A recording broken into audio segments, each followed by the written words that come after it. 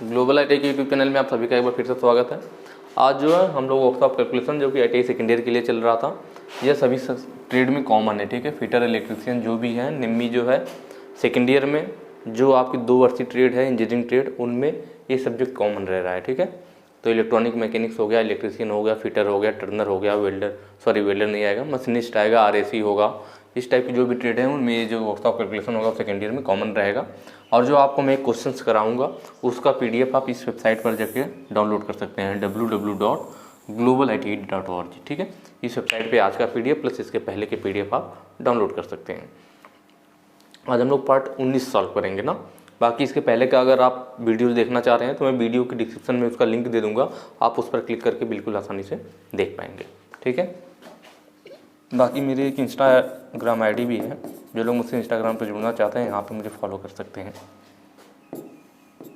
मैं यहाँ पे लिख देता हूँ ग्लोबल ITI ऑफिस।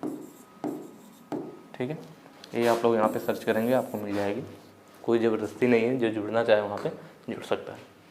बाकी हम लोग क्वेश्चन की तरफ चलते हैं। कह रहा है स्टील की ग्रेन संरचना को परिष्कृत करने के लिए, क्या कह रहा है कि स्टील की ग्रेन संरचना को परिष्कृत करने के लिए कौन सी ऊष्मा उपचार प्रक्रिया की जाती है। ठीक है, यहाँ पे कई सारे आपको ऑप्शन दिख रहे होंगे, एनेलिंग है, नॉर्मलाइजिंग है, हार्डनिंग है, टेम्परिंग है। तो कह रहा है कि स्टील की ग्रेन संरचना को परिष्कृत करने के लिए इंग्लिश वाला वर्ड देखना, which heat treatment process is done to refine the grain structure of the steel.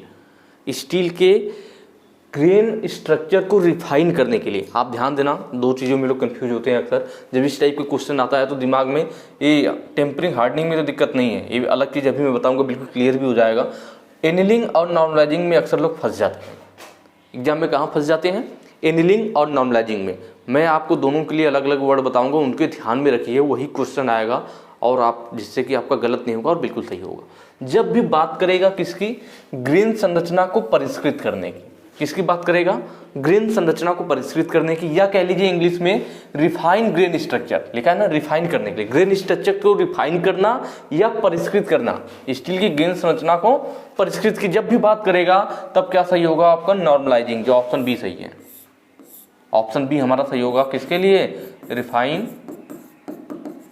Grain structure. जब भी इसका नाम लेगा तो हम क्या सही करेंगे?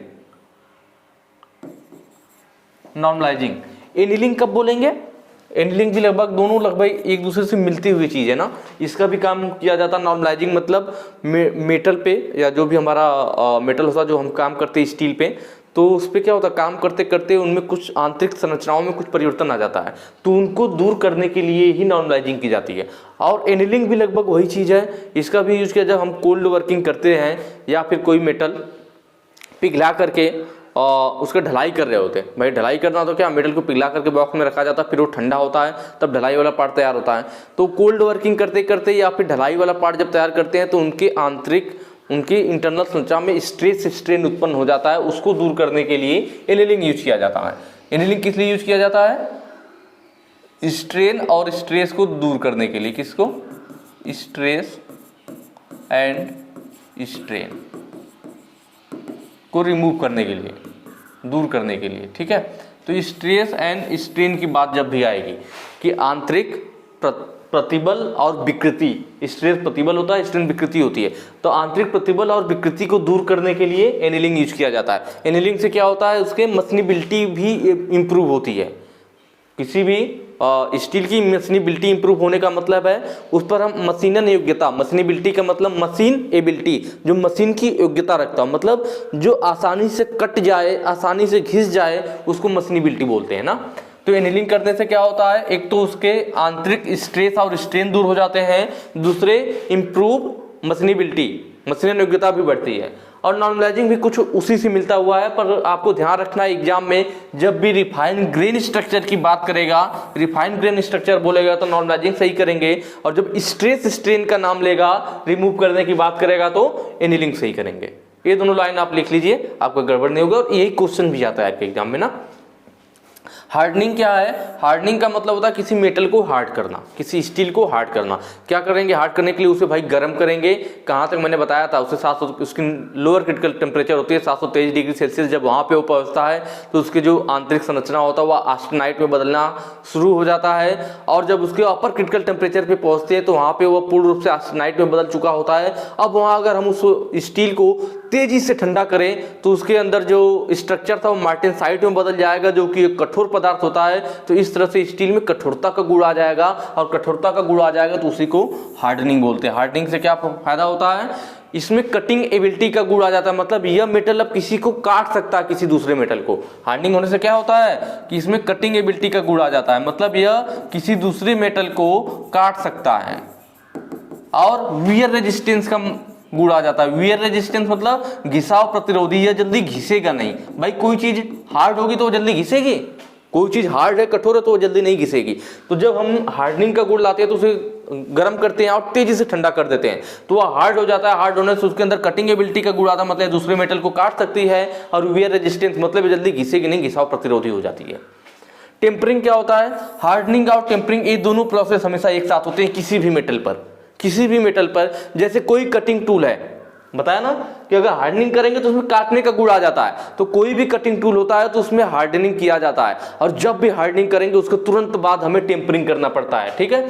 हार्डनिंग जैसे चीजल हो गया, जो कटिंग टूल है, हेक्सा ब्लेड हो गया, इन सभी का हार्डनिंग और टेम्परिंग दोनों किया जाता है। जितने भी कटिंग टूल हैं उनके हार्डनिंग और टेम्परिंग दोनों की जाती है। हार्डनिंग इसलिए किया जाता है ताकि वो हार्ड हो जाए, जब वो हार्ड होगा तो दूसरे मेटल को काट पाएगा, उसमें कटिंग एबिलिटी का गुण आ जाएगा, ठीक है, और जो जल्दी घिसेगा नहीं। और जब उसमें हार्डनेस होता है ना, मैंने आपको बताया था कोई भी चीज हार्ड तब होती है जब उसमें कार्बन की मात्रा इंप्रूव होती है, बढ़ती है। तो जब वो ज्यादा हार्ड होगा तो हार्डनेस से क्या, आप कार्बन देखे होंगे जो पहले की सेल वगैरह आते थे, अब वाले सेल तो नहीं, पहले वाले सेल के बीच में देखते थे ब्लैक कलर का कार्बन होता। कार्बन भंगुर होता है, हार्ड तो होता है, जल्दी घिसता नहीं है, पर अगर अचानक से झटका लगेगा ना तो टुकड़ों टुकड़ों में बिखर जाएगा। जब किसी चीज पे अचानक से झटका लगे वो टुकड़ों टुकड़ों में बिखर जाए तो उसको हार्ड ब्रिटलनेस बोलते हैं, भंगुरता बोलते हैं। क्या बोलते हैं? भंगुरता। तो जब हम हार्डनेस का गुण बढ़ा रहे होते हैं तो उस समय क्या होता है, मेटल हार्ड हो जाता है, मतलब कार्बन की मात्रा अधिक आ गई, उसमें इंप्रूव हो गई। तो जब हार्ड तो हो जाता है, लेकिन हार्ड होने के साथ साथ उसमें कमी आ जाती है, उसमें हार्डनेस के साथ साथ एक नया गुण आ जाता है, वो क्या आ जाता है? ब्रिटलनेस। ब्रिटलनेस, ब्रिटलनेस आने की वजह से वह भंगुर हो जाता है। मतलब जब हम चीजल तो हार्ड हो गया, अब उससे दूसरे मेटल को काटना चाहेंगे, जब हैमर से चोट करेंगे तो पता चलेगा चीजल टुकड़ों टुकड़ों में बिखर जाएगा, क्योंकि उसमें ब्रिटलनेस का गुण आ गया है। तो इस एक्स्ट्रा ब्रिटलनेस को कम करने के लिए, ब्रिटलनेस को कम करने के लिए, जिससे हम उस टूल को यूज कर पाए, उसके लिए टेम्परिंग प्रोसेस किया जाता है। क्या किया जाता है? टेम्परिंग किया जाता है। टेम्परिंग करने से क्या होता है? टेम्परिंग थोड़ी ब्रिटलनेस, मजा कह लीजिए एक्सट्रीम ब्रिटलनेस को कम करती है। मतलब जो एक्स्ट्रा ब्रिटलनेस आ गई है, जो अतिरिक्त भंगुरता आ गई है, अतिरिक्त भंगुरता को कम करने के लिए, अतिरिक्त भंगुरता को कम करने के लिए हमारा क्या यूज किया जाता है? टेम्परिंग यूज किया जाता है। आई बात समझ में?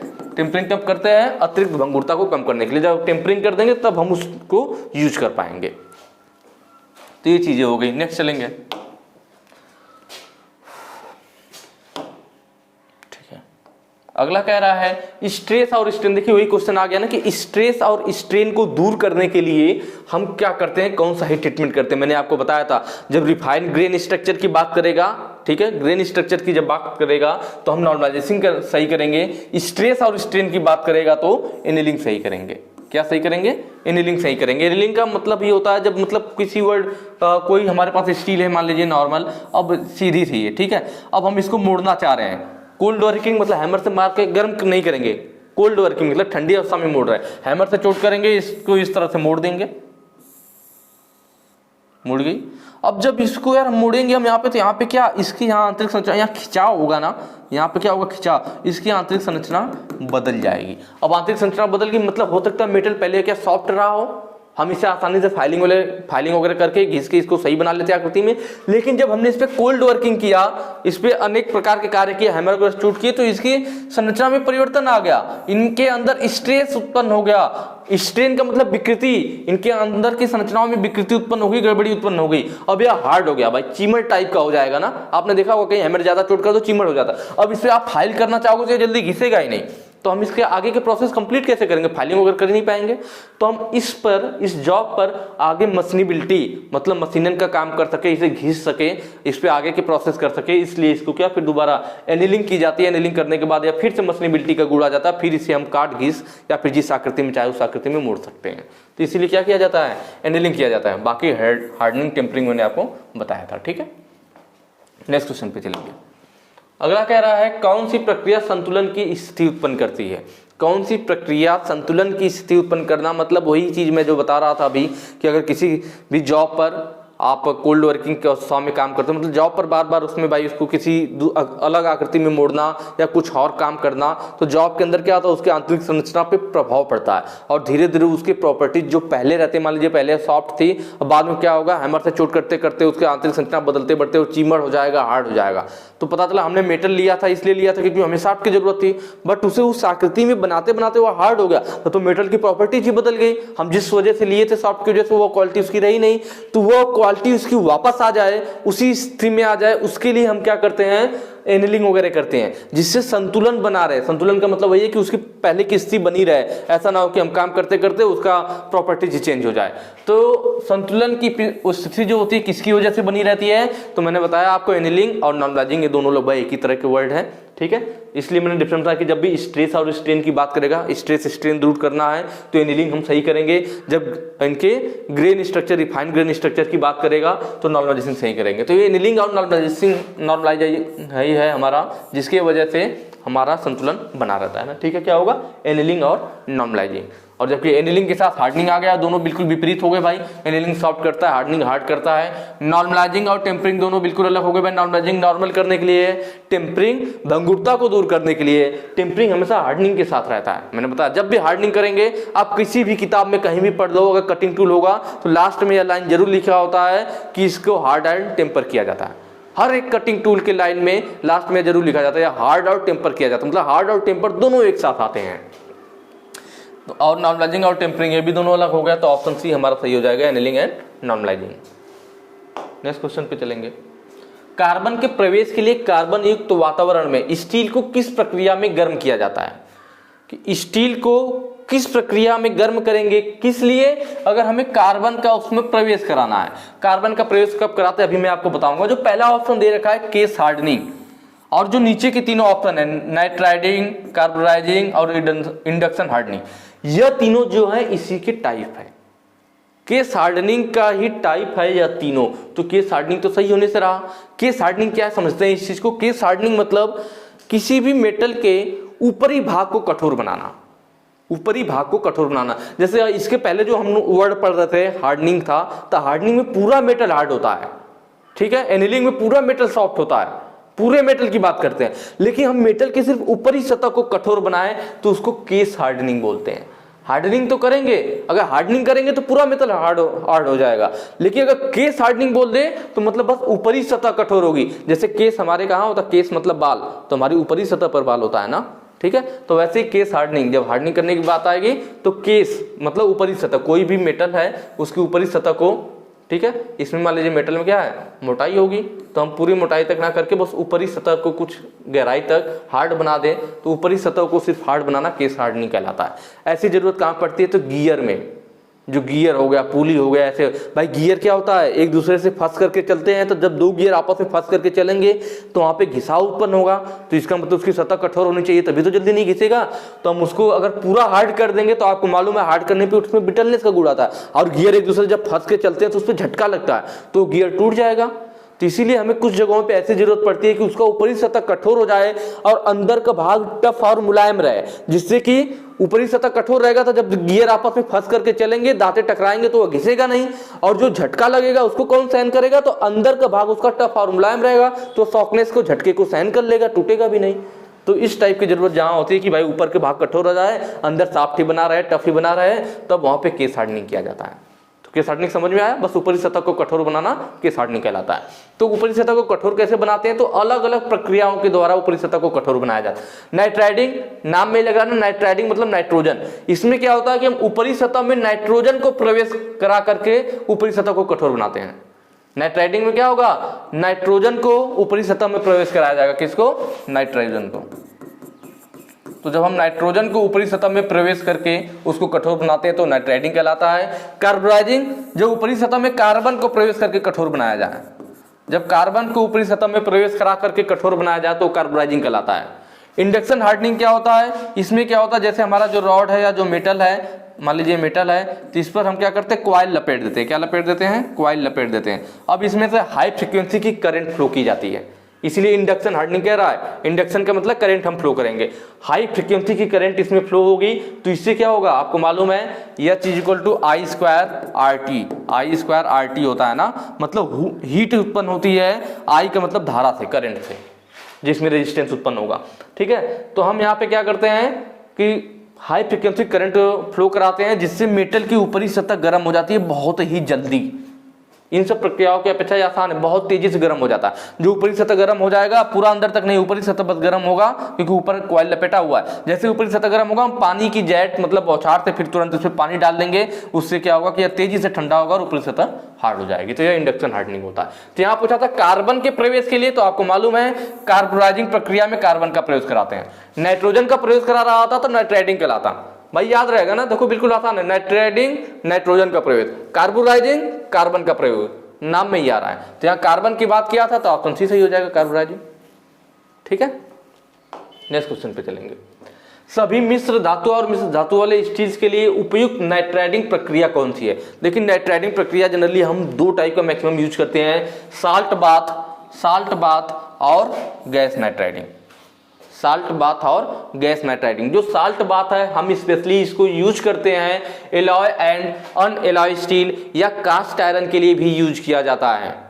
एलॉय और देखिए यहाँ पे थोड़ा हिंदी में गड़बड़ लिख दिया, एलॉय और अनएलॉय होना चाहिए, देखिए यहाँ लिखा है ना अनएलॉय स्टील।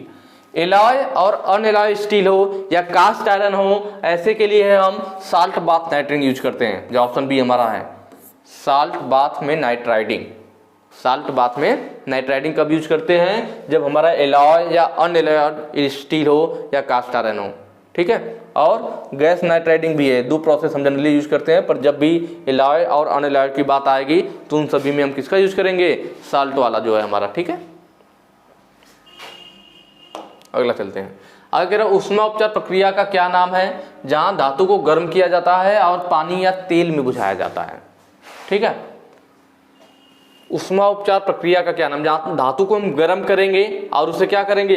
पानी या तेल में बुझाएंगे। देखिए भाई, कोई भी चीज गर्म करके अगर आप नॉर्मल बाहर छोड़ देते हो तो वो धीरे धीरे ठंडा होगा भाई, रूम टेम्परेचर पे वो क्या होगा? धीरे धीरे ठंडा होगा। लेकिन अगर हम उसे क्या करें? पानी या तेल में डुबोए तो तेजी से ठंडा होगा ना। कोई भी चीज गर्म करके आप बाहर छोड़ दोगे तो बहुत देर बाद ठंडा होगा, आप उसे तुरंत पानी में डाल दो तुरंत तेजी से ठंडा होगा। मैंने आपको बताया था जब किसी भी स्टील को गर्म करते हैं और उसे धीरे धीरे ठंडा करते हैं तो वह सॉफ्ट होती है, धीरे धीरे ठंडा करने पर सॉफ्ट होती है, और अगर तेजी से ठंडा कर दिया जाए तो वह हार्ड हो जाती है। आपने देखा होगा किसी भी कोई चीज गर्म हो तो उसमें पानी फेंको तो बहुत तेजी से आवाज आता है और वो थोड़ा टफ टाइप का हो जाता है, तो ये हार्डनेस का गुण आ जाता है। तो वही चीज है ऊष्मा उपचार प्रक्रिया के नाम का, जहां धातु को गर्म किया जाता है और पानी या तेल में बुझाना। इसका मतलब यह कहना चाह रहा है कि हम गर्म करने के बाद पानी या तेल में बुझा रहे हैं, इसका मतलब उसे तेजी से ठंडा कर रहे हैं, और तेजी से ठंडा करने पर क्या हो जाएगा? हार्ड हो जाएगा। इसका मतलब ऑप्शन ए हमारा सही हो जाएगा, हार्डनिंग। नॉर्मलाइजिंग, टेम्परिंग, एनीलिंग, ये सब मैंने आपको पहले बता दिया। ठीक है, तो तेजी से ठंडा किया हमने इसलिए हार्डनिंग। अगले क्वेश्चन पे चलते हैं। एक प्रकार की सतह हार्डनिंग करने की प्रक्रिया कौन सी है? यह दिखा रखा सीमेंटाइट, फेराइट, नाइट्राइडिंग, टेम्परिंग। कह रहा है सतह हार्डनिंग करने की प्रक्रिया कौन सी? ध्यान से देखिएगा, हार्डनिंग की बात नहीं कर रहा, सतह मतलब ऊपरी सतह की बात कर रहा है। एक प्रकार की सतह हार्डनिंग करने की प्रक्रिया। मैंने आपको बताया था किसी भी वस्तु की सिर्फ ऊपरी सतह को कठोर करना हो, जैसे कि गियर वगैरह में हमें जरूर, गियर, कैम, ठीक है, इस टाइप की जो चीजें होती है उनमें हमें जरूरत पड़ती है कि सिर्फ ऊपरी सतह कठोर हो। तो ऊपरी सतह को हार्डनिंग करने के लिए हम क्या यूज करते हैं? सीमेंटाइट, ये तो होता नहीं है। फेराइट, ये होता नहीं, मैंने बताया था ना। फेराइट क्या होता है? फेराइट एक तरह का शुद्ध लोहा है जिसमें कार्बन की मात्रा ना के बराबर या 0.008 से 0.025% तक पाई जाती है, वही हमारा फेराइट होता है ना, या लगभग शुद्ध लोहा होता है। फेराइट लगभग शुद्ध लोहा होता है। जब फेराइट में जब हम कार्बन की मात्रा बढ़ाते हैं, फेराइट में क्या मिलाते हैं? कार्बन। फेराइट का मतलब शुद्ध लोहा, Fe आयरन। जब आयरन में कार्बन मिलाया जाता है तो बनता है हमारा क्या? Iron carbide. क्या बनता है? आयरन कार्बाइड बनता है, आयरन कार्बाइड। और इसी आयरन कार्बाइड को आयरन कार्बाइड को Fe3C कहते हैं और इसी को बोलते हैं सीमेंटाइट। क्या बोला जाता है? इसी को सीमेंटाइट बोला जाता है। सीमेंटाइट कहाँ से मिला आपको पता चला? फेराइट क्या है पता चला? नाइट्राइडिंग अभी मैंने बताया ना कि अगर किसी की ऊपरी सतह को कठोर बनाना हो तो हम उसमें कार्बन का प्रयोग कराएंगे तो कार्बोराइजिंग कहलाएगा, नाइट्रोजन का प्रयोग कराएंगे तो नाइट्राइडिंग कहलाएगा। तो यहाँ पर ऊपरी सतह को कठोर करना था और वो कौन सा प्रोसेस होगा? नाइट्राइडिंग होगा। और कोई तो है नहीं, ना तो कार्बोराइजिंग दिया है, ना तो फ्लेम हार्डनिंग दिया है, ना तो इंडक्शन हार्डनिंग दिया है। तो एक ही प्रोसेस दिख रहा है नाइट्राइडिंग वाला, जो कि सतह को कठोर बनाता है। तो ऑप्शन सी हमारा सही हो जाएगा। आगे चलेंगे। आगे कह रहा है सख्त करते समय 10 mm मोटी धातु के टुकड़े के लिए भिगोने वाले क्षेत्र में सामान्य रूप से कितना समय दिया जाता है? देखिए नॉर्मल पूछा है। मैंने आपको पीछे की वीडियो में बताया था कि अगर यही हाई एलॉय स्टील के लिए पूछता, किसके लिए? हाई एलॉय स्टील की बात करता कि भाई सोकिंग टाइम मतलब क्या? जितने देर में मैंने बताया था सोकिंग टाइम मतलब उष्मा को सोखेगा कि उसकी संपूर्ण बॉडी का टेम्परेचर एक समान हो सके। तो अगर हाई एलॉय स्टील होता, हाई एलॉय स्टील के लिए अगर 10 mm मोटा जॉब है, 10 mm मोटाई है, तो उसके लिए हमें 10 मिनट का समय देना पड़ता। कितने मिनट का समय देना पड़ता? 10 मिनट का समय देना पड़ता अगर हाई एलॉय स्टील होता। लेकिन यहाँ पे देखिए भिगोने वाले क्षेत्र को सामान्य रूप से कितना समय दिया जाता है? जो सामान्य रूप की बात करेगा, सामान्य मेटल की बात करेगा, मतलब नॉर्मल कार्बन कह लीजिए, या फिर लो एलॉय स्टील है हमारा, लो एलॉय स्टील है, या फिर कह लीजिए नॉर्मल है, साधारण है। नॉर्मल के लिए हमारा क्या होता है? 10 mm मोटाई के लिए 5 मिनट का समय दिया जाता है। कितने मिनट का? 5 मिनट का। ठीक है। तो यहाँ पे बात कर रहा है नॉर्मल की। भाई हाई एलॉय स्टील का नाम तो लिया नहीं, तो इसका मतलब हम 10 mm मोटे के लिए कितना यूज करेंगे? 5 मिनट का समय यूज करेंगे। और अगर ये हाई एलॉय स्टील कहता तो 10 मिनट सही होता। ठीक है, इस बात को ध्यान रखना। अगला चलेंगे। टेम्परिंग की प्रक्रिया में धातु के टुकड़े को 250 डिग्री सेल्सियस तक गर्म करने पर उसका रंग कैसा होता है? टेम्परिंग की प्रक्रिया में धातु के टुकड़े, जब भाई टेम्परिंग करते हैं, मैंने बताया ना टेम्परिंग जो किया जाता है आपका वह लोअर क्रिटिकल टेम्परेचर के नीचे ही किया जाता है। लोअर क्रिटिकल टेम्परेचर कितना होता है? मैंने आपको बताया था कि कोई भी मेटल हो, कार्बन की परसेंटेज कितनी भी हो, लोअर क्रिटिकल टेम्परेचर हमेशा आपका 723 डिग्री सेल्सियस होता है। कितना होता है? 723 डिग्री सेल्सियस होता है। ठीक है, लोअर क्रिटिकल टेम्परेचर।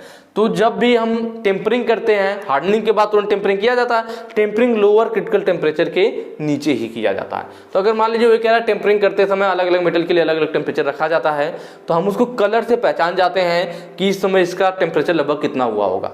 भाई नापेंगे तो है नहीं, वहाँ पे हर बार माप रहे हो, तो कलर से भी हम पहचान जाते हैं अनुभव से कि नहीं भाई इसका टेम्परेचर इस समय कहाँ पहुँच गया होगा। तो अलग अलग कलर बताया गया। जैसे अगर मान लीजिए आप मेटल को गर्म कर रहे हो और उसका रंग नीला है, इसका मतलब उस समय मेटल का कलर टेम्परेचर लगभग कितना होगा?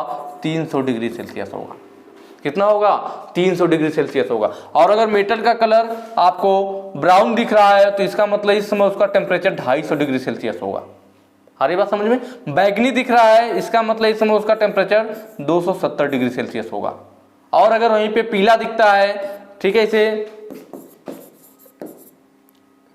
स्ट्रा भी बोलते हैं, मतलब हल्का पीला कह लीजिए, या भूसे के कलर का पीला, भूसा आप लोग जानते होंगे, ठीक, इस नाम से भी जानते हैं, पीला कहिए या फिर पीला स्ट्रॉ बोलिए, या भूसा कलर का पीला बोलते हैं इसे। क्या? भूसा जानते हैं ना, जो गेहूं होता है, गेहूं जो खेत वगैरह में होता है, तो गेहूं को कटाई के बाद जो उसकी दवाई होती है ना, तो उसमें से फिर क्या निकलता है? जो उसका भूसा निकलता है, उसके कलर की वो बात कर रहा है। तो हल्का पीला होता है। भूसा पीला का मतलब क्या हो गया? हल्का पीला, फीका पीला, फीका कलर का, डार्क नहीं, फीका पीला। तो फीका पीला कहिए या भूसा कलर का कह लीजिए, इसका टेम्परेचर जब 230 डिग्री सेल्सियस होता है। आई बात समझ में? तो इस तरह से हम टेम्परेचर देख करके पहचान सकते हैं कि इस समय कलर देख करके पहचान सकते हैं कि इस समय मेटल का टेम्परेचर कितना होगा, इस समय स्टील का टेम्परेचर कितना होगा। जब हम स्टील को गर्म कर रहे होंगे तो अगर मान लीजिए आपको दिखता है कि हल्का पीला दिख रहा है, हल्का पीला दिख रहा है, इसका मतलब 230 डिग्री सेल्सियस पे पहुंच गया। ब्राउन कलर का हो गया, हल्का पीला के बाद भाई ब्राउन में बदलेगा, तब इसका मतलब 250 डिग्री सेल्सियस पे पहुंच चुका है। फिर बैगनी कलर में बदलेगा, इसका मतलब 270 डिग्री सेल्सियस टेम्परेचर हो गया। फिर नीला कलर हो जाएगा, नीला कलर होने का मतलब है कि टेम्परेचर 300 डिग्री सेल्सियस हो चुका है। यहां पूछा था 250 डिग्री सेल्सियस, तो 250 डिग्री सेल्सियस ब्राउन कलर का होता है। ठीक, इसको नोट कर लीजिएगा। आगे चलते हैं। कह रहा है स्टील को टेम्परिंग लगाने का उद्देश्य क्या है। ये ऑप्शन देख के तो आपको खुद आ जाना चाहिए। मैंने कई बार अभी पीछे एकदम डिटेल में बताया भी कि भाई हम टेम्परिंग कब करते हैं। मैंने बताया हार्डनिंग के साथ हमेशा टेम्परिंग आता है। जब हार्डनिंग करते हैं तो क्या होता है, वो मेटल बहुत ज़्यादा हार्ड हो जाता है, जिसमें कार्बन की मात्रा जितनी ज़्यादा वो उतना ज़्यादा हार्ड, और कार्बन की मात्रा कहीं बहुत ज़्यादा हो जाए। जैसे आप सोचेंगे ना कि यार इसका मतलब है कि हम किसी मेटल में खूब कार्बन डाल दो, वो बहुत ज़्यादा कठोर हो जाएगा, बड़ा मज़ेदार हो जाएगा। भाई एकदम कठोर क्यों ना बना रहे हो, वो टूटे ही क्यों, कटे ही क्यों। लेकिन दिक्कत ये है कि कार्बन की मात्रा ज़्यादा होने से उसमें हार्डनेस तो आएगा, पर उसके साथ साथ होता है ना कि अच्छाई के साथ बुराई भी मिलती है। तो हार्डनेस तो बढ़ता है, लेकिन हार्डनेस बढ़ने के साथ साथ कार्बन, चूंकि कार्बन क्या होता है, भंगुर होता है, ब्रिटल होता है। ब्रिटल क्या चीज़ होती है, जिस चोट लगने पर टुकड़ों टुकड़ों में बिखर जाए या जो झटकों को सहन ना कर पाए। तो उसमें क्या होता है कि उसी के साथ साथ जब हार्डनेस बढ़ेगी तो कार्बन की मात्रा बढ़ेगी, तो उसके साथ ब्रिटलनेस का भी गुण बढ़ने लगता है। इसीलिए हम ज़्यादा हार्डनेस भी नहीं कर सकते, मतलब ज़्यादा कार्बन भी नहीं बढ़ा सकते। ऐसा नहीं कि अपने मन से खूब ज़्यादा कार्बन बढ़ा, ज़्यादा कार्बन बढ़ा दोगे वो किसी यूज का ही नहीं रहेगा, वो काम ही नहीं करेगा, थोड़ा भी झटका लगेगा टूट जाएगा। तो वही है कि जब भाई हार्डनिंग करते हैं तो कार्बन की मात्रा बढ़ती है, तो हार्डनेस के साथ साथ उसमें एक कमी भी आ जाती है, वह आ जाती है किसी ब्रिटलनेस की। तो हम उसे यूज कर सके, इसीलिए उस जो एक्स्ट्रा ब्रिटलनेस आती है, उस ब्रिटलनेस को, जो एक्सट्रीम ब्रिटलनेस है, उसको कम करने के लिए क्या किया जाता है, टेम्परिंग किया जाता है। मतलब भंगुरता को रिड्यूस करने के लिए, ब्रिटलनेस को रिड्यूस करने के लिए, भंगुरता को कम करने के लिए हम क्या करते हैं, टेम्परिंग करते हैं। तो ये चीज़ थी, ठीक है। तो टेम्परिंग करने से क्या होगा, एक तो इसकी रिड्यूस हो जाएगी क्या, ब्रिटलनेस, दूसरा इसकी इंप्रूव हो जाएगी, क्या इंप्रूव होगी, शॉक मतलब झटका सहने की क्षमता, ठीक है। झटका वह सहन कर पाएगा, फिर तो इसकी शॉक सहने की क्षमता इंप्रूव हो जाती है और ब्रिटलनेस आपकी जो है रिड्यूस हो जाती है। तो ये हो गया आज के लिए, ठीक है। आज के वीडियो में इतना ही। अगर वीडियो अच्छी लगी हो तो ज़्यादा से ज़्यादा लाइक कीजिए, शेयर कीजिए, कमेंट कीजिए, जो भी करना कीजिए, ठीक है। बाकी आगे के जो क्वेश्चन हम लोग नेक्स्ट वीडियो में करेंगे। Thank you.